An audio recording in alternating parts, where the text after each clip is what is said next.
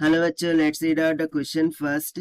A metal disc of radius A equals 25 cm rotates with a constant angular velocity omega equals to 130 radian per second about its axis. Find the potential difference between the center and the rim of the disc if the external magnetic field is absent. So बहुत ही basic सा question है. Basically क्या बोल रहा है कि एक metal disc है, उसका रेडियस दे रखा है 25 सेंटीमीटर के बराबर. वो एंगुलर स्पीड से रोटेट कर रही है ओमेगा इक्वल्स टू 130 रेडियन पर सेकंड. ठीक है, इस तरीके से क्या होंगी डिस्क होंगी, वो इस डायरेक्शन में ओमेगा से क्या कर रही है, रोटेट कर रही है, और उसका रेडियस हमें दे रखा है किसके इक्वल, ए के equal about this axis. So हम बता रहे हैं potential difference between the centre of the ring, यानी कि जो सेंटर पे होगा पोटेंशियल वो of the disc if the external magnetic field is absent, यानी कि मैग्नेटिक फील्ड जो भी होंगी एक्सटर्नल मैग्नेटिक फील्ड वो क्या है, एब्सेंट है, यानी कि जीरो है. तो चलिए स्टार्ट करते हैं हम की कॉन्सेप्ट से which we are going to use here for this question. So यहाँ पर हम कॉन्सेप्ट क्या लगा सकते हैं, इलेक्ट्रोस्टैटिक फोर्स, राइट. क्योंकि यदि मैग्नेटिक फील्ड यहाँ पर एब्सेंट है सो ओनली इलेक्ट्रिक फील्ड ही एग्जर्ट हो रही होंगी सिस्टम में, और इलेक्ट्रिक फील्ड के द्वारा लगाई गई फोर्स को हम क्या बोलते हैं, इलेक्ट्रोस्टैटिक फोर्स, और इसका मैग्नीट्यूड हो जाता है E इंटू ई के बराबर. और यहाँ पर मैंने डायरेक्टली E लिया है, क्यों, क्योंकि चार्ज जो भी होगा वो क्या होगा, इलेक्ट्रॉन ही होगा. सो इसलिए मैंने डायरेक्टली इलेक्ट्रॉन ले लिया. So don't be confuse.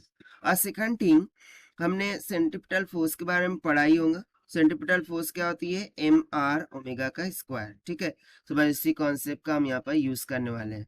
सो देखिए बेसिकली क्या हो रहा है कि यहाँ पर कहीं भी तो चार्ज होगा इलेक्ट्रॉन सेंटर पर, और ये सेंटर पर जैसे कि ये डिस्क रोटेट कर रही है ना सर्कुलर मोशन में, सो सर्कुलर मोशन कराने के लिए क्या लगती है, सेंट्रीपिटल फोर्स, और centripetal force toward the centre लग रही होंगी. तो बेसिकली यही फोर्स क्या कर रही है, ये इलेक्ट्रॉन पर लग रही है. सो यहाँ पर हम सिंपली क्या बोल सकते हैं कि जो इलेक्ट्रोस्टैटिक फोर्स है वो किसके द्वारा प्रोवाइड की जा रही है, सेंट्रीपिटल फोर्स के द्वारा, यानी कि electrostatic force E into E that will be equals to क्या हो जाएगा, एम आर ओमेगा के स्क्वायर के बराबर हो जाएगा. सो यहाँ से देखिए सिंपली जो इलेक्ट्रिक फील्ड है that will comes out to be M R omega का square divided by the charge of electron that is E के इक्वल हो जाएगा. इतना क्लियर है. अब उसके बाद मैं यदि स्मॉल पोटेंशियल के लिए कैलकुलेट करूं, क्योंकि यहाँ पर स्मॉल पोटेंशियल की बात हो रही है, so small potential dV that will be equals to, देखिए जो भी पोटेंशियल होता है, ठीक है, वो क्या होता है E इंटू आर होता है, जो भी लेंथ होगी वो.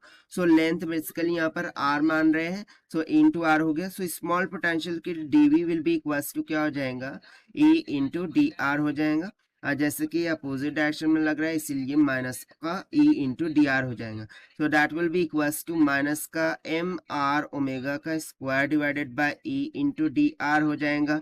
सो फर्दर इसको सिंप्लीफाई करते हैं. सो यहाँ से क्या हो जाएगा, अब हम इंटीग्रेशन ऑन बोथ साइड ले लेंगे with the limits potential of v1 to v2 dv that will be equals to minus का m ओमेगा का स्क्वायर और E को हम बाहर काट लेंगे. तो इंटीग्रेशन में क्या बच जाएगा, सिंपली आर का डी आर हो जाएगा. बट लिमिट्स कहाँ से कहाँ तक होंगी, सो बेसिकली हम सेंटर टू इसके रेडियस कंप्लीट रेडियस तक जा रहे हैं. सो वो सिंपली क्या हो जाएगा, 0 टू a तक हो जाएगा, क्योंकि उसका रेडियस हमें कितना गिवन है, a के इक्वल गिवन है. देख लीजिए यहाँ पर a के इक्वल गिवन है. तो ये हो जाएगा 0 टू a. तो इसको सिंप्लीफाई करते हैं. सो ये तो हो जाएगा v2 माइनस का v1 that will comes out to be minus का m ओमेगा का स्क्वायर डिवाइडेड बाय e, और यहाँ पर कितना हो जाएगा, R square divided by 2. Upper limit lower limit substitute कर देंगे तो कितना हो जाएगा, a square divided by 2 minus का 0 हो जाएगा. अब यदि मैं यहाँ से माइनस साइन को निग्लेक्ट करूँ सो एक सिंपली क्या हो जाएगा, v1 माइनस का v2 that will be equals to m omega का square into a square divided by 2 times of electron की. सो बेसिकली ये इतना क्या आया है, यहाँ पर पोटेंशियल डिफरेंस आया है जो कि हमें फाइंड आउट करना था. अब हम क्या करते हैं, वैल्यूज को सब्स्टिट्यूट कर देते हैं. सो देखिए मुझे a कितना गिवन था, 25 सेंटीमीटर के बराबर. ठीक है, a की वैल्यू 25 सेंटीमीटर, ओमेगा की वैल्यू हमें गिवन थी 130 रेडियन पर सेकंड की इक्वल. सो बेसिकली सेंटीमीटर है, मीटर में कर लेते हैं, 25 इंटू 10⁻² मीटर हो जाएगा. अब हम यहाँ वैल्यू सब्स्टिट्यूट करते हैं. So potential difference v1 minus v2 that will comes out to be mass हमें गिवन था क्या? नहीं, बट मास क्या है, बेसिकली मास क्या होगा, मास ऑफ इलेक्ट्रॉन ही होगा ना, that is 9.1 into 10⁻⁻31 multiply by कितना, आर का स्क्वायर, सॉरी ए का स्क्वायर और ओमेगा का स्क्वायर बोल दीजिए। सो ओमेगा का स्क्वायर कितना हो गया, 130 का स्क्वायर मल्टीप्लाई बाय ए का स्क्वायर यानी कि 25 इंटू 10⁻² का whole square divided by, dividend में हमारे पास क्या है, 2 into charge of electron. 2 into charge of electron कितना होता है, 1.6 इंटू 10⁻⁻⁻ का 19 कूलम। सो सब्स्टिट्यूट कर देते हैं, ठीक है। सो जब आप सिंप्लीफाई करेंगे, so v1 minus v2 will comes out to be, so near about ये 3.01 इंटू 10⁻⁻8 वोल्ट की इक्वल निकल के आ जाएगा, और यही हो जाएगा हमारा आंसर फॉर दिस क्वेश्चन, जो कि हमने सॉल्व किया है by using the concept of electrostatic force and centripetal force से। So this is the required solution. I hope you understood well. Best of luck. Thank you.